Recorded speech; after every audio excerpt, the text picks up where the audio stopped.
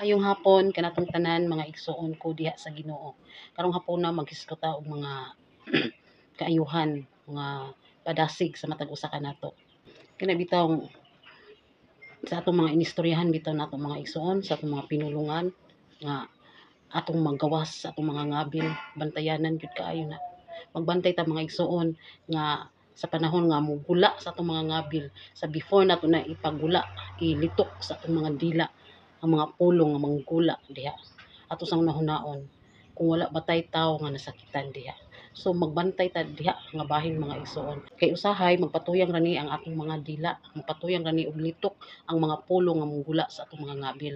Magpatuyang lang ni labi na gyud kanang masuko ta o maglagot ug natay gikalainan. Magpatuyang ra ba gyud ni og yaw-yaw og litok sa mga words nga dili na maayo nga di natakabantay nga nakaistorya na dayta og dili maayo nga pulong og naa na day tawo nga atong napasakitan. So diha nga bahin magbantay ta diha nga bahin mga igsoon, no?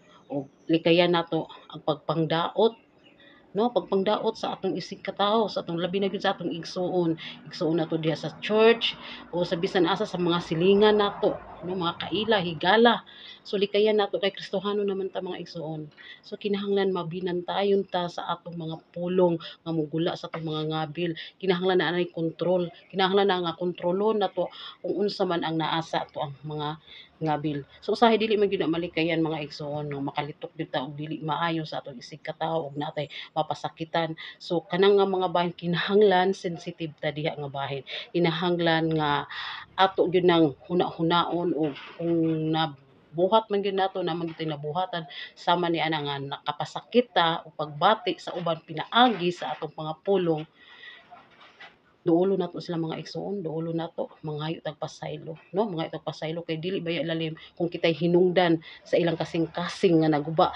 Kung dili kaayo na lalim mga igsoon nga kitay hinungdan nga nasakit siya, kita ang hinungdan nga naguba ang iyang pagbati, no? Nahiubos, nasakitan tungod nato dili lalim. Kaya ba kana nato sa atong konsensya mga igsoon?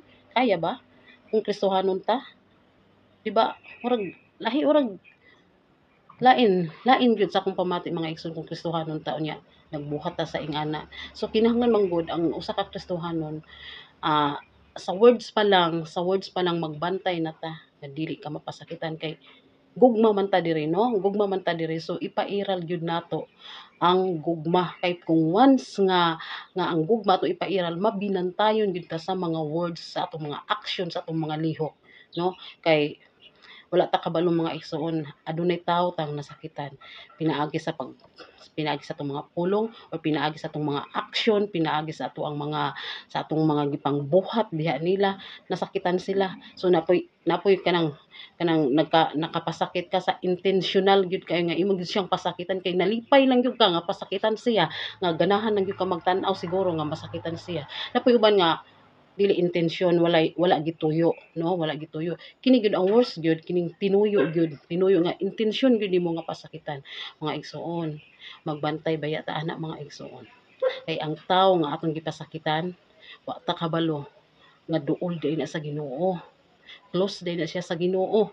Pag once nga kini siya masakitan, no, pag once nga siya masakitan, mudangop muduol na sa Ginoo, muyukbo muhilak mudangoy na sa Ginoo.